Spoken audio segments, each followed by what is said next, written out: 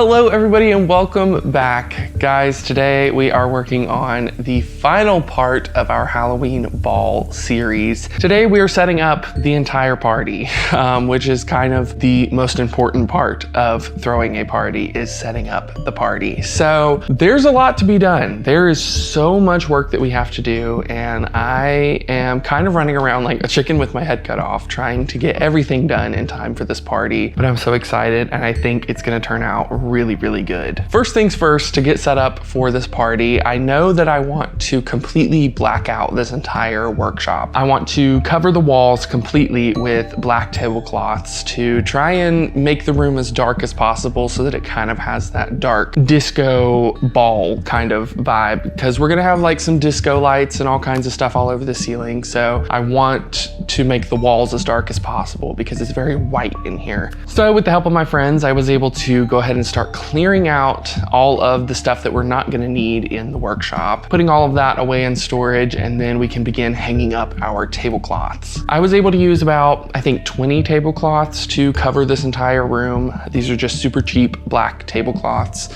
And I'm also just using some cheap black duct tape to attach them to the walls. For the one wall, we had to use a sort of cord and run it like a curtain line, and then tape our curtains to that so that the tablecloths would hang out a little bit in front of the workbenches, because I just couldn't figure out a good way to like mask all of that or hide it. So we're just gonna hang a curtain in front of it, and we so conveniently have these support beams right above it. So it worked out great. Now that we've got all of our tablecloths hung up, I'm gonna go ahead and start putting up the lights.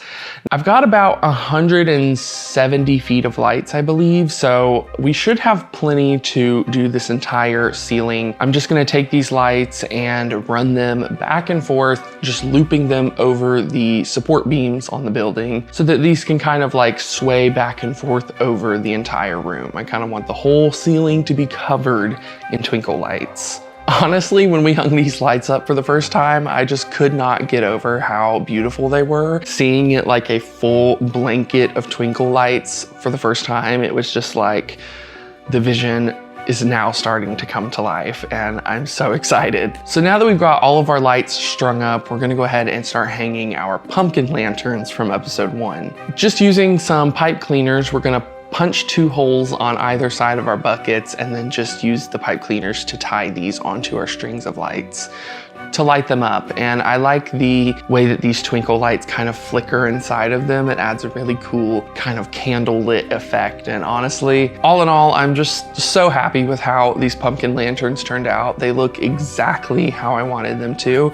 They've got that vintage sort of style, but yet they just match with the rest of the decor, with the witch and the entrance, and everything kind of all has that cohesive, creepy, off-putting, but yet charming sort of handmade look, which is exactly what I wanted it to have. So now we can start hanging up our witch. And I kind of had to debate on where I wanted to hang her up, because I was originally gonna hang her at the end of the room where she would kind of be looking over the whole thing when you walk in. But after, you know, hanging up the curtains and everything and trying to, you know, figure out the best place to put her with her size, because her hat is very tall, she would have had to hang too low to the ground if we had hung her at the end. So I decided to hang her over the food table instead, so that she can be lurking over all of our guests as they're getting their treats and stuff. So we're gonna hang her up right over the food table, just using some paracord, and I'm just, you know, kind of pulling her up to the ceiling, making sure that she's adjusted where she needs to be. And then for her hands, I'm just taping some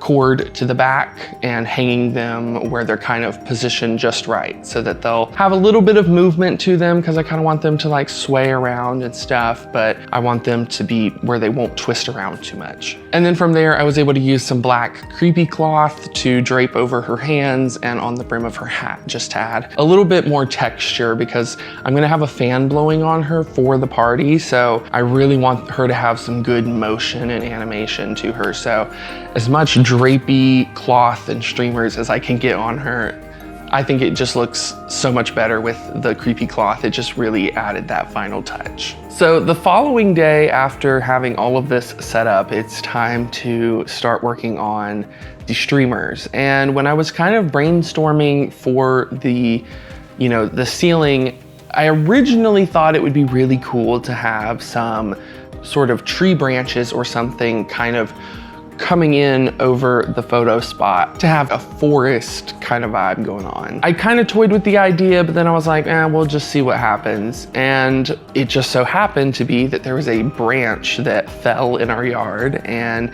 it was drug into our fire pit, and we were gonna burn it, but I saw it and I was like, you know, I really like the leaves on it. I think it's really pretty, and I think it could be perfect for the ballroom. So I'm gonna grab a saw and start hacking into this branch and cutting it up into pieces that I can use.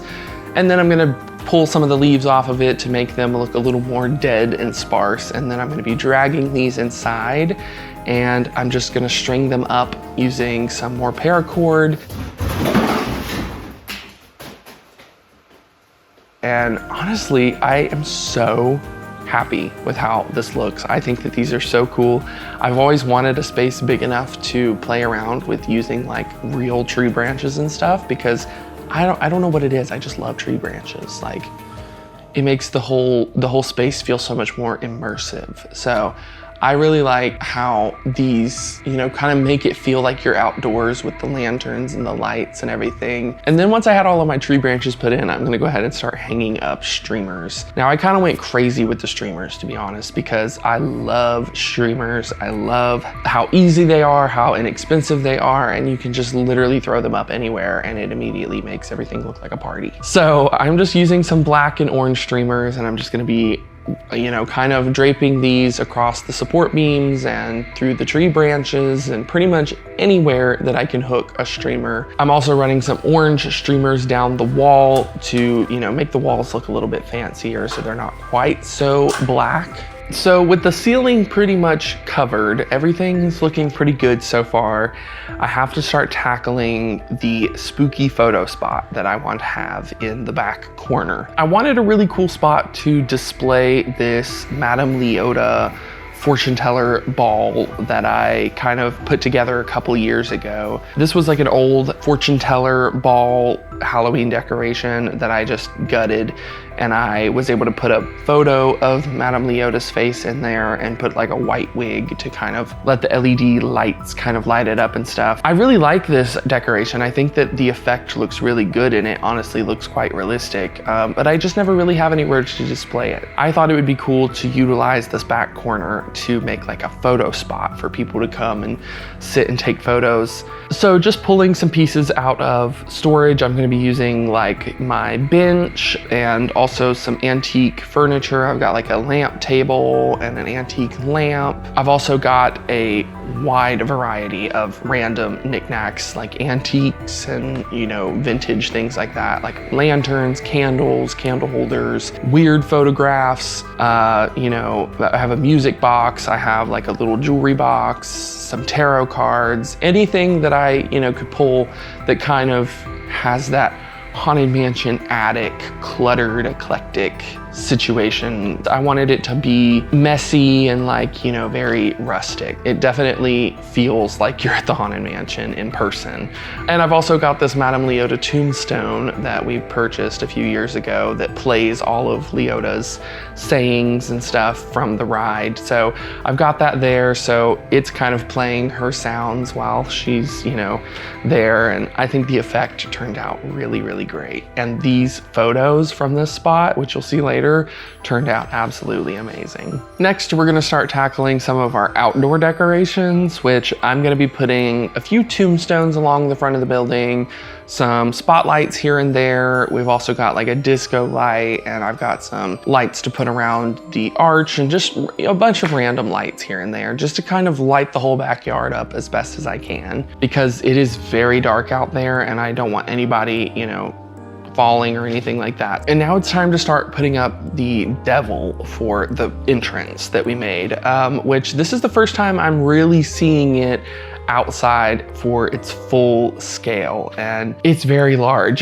So I did have to get my dad to help me figure out how to put this guy up on the building in a way that was going to be secure, because I don't want it falling or anything like that. We did have to take the door of the building off just so that, you know, it wasn't in the way, because it only opened so far. From there, we were able to put a screw in the side of the building with a cord that we could mount the top of the devil to kind of hold the top up, because he's very top heavy.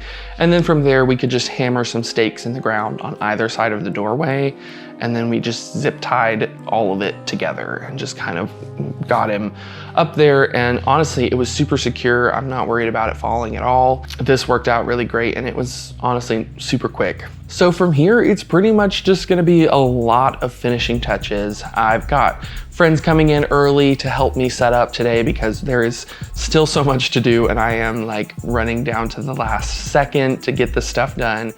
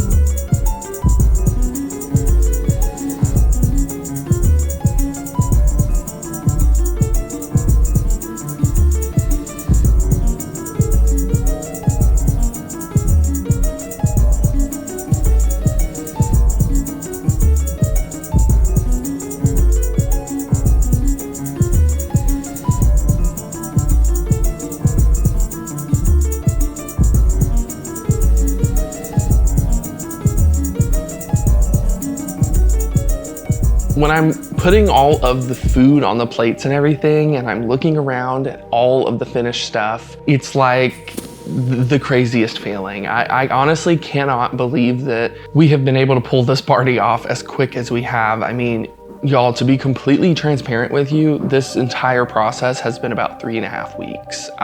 You know, it's been crazy, but I'm just so happy with how everything turned out. I think that this is some of my most favorite work I've done today, and I'm so happy that I get to share it with you all and bring you guys along with me throughout this whole process, because I think this party is definitely gonna be one to remember.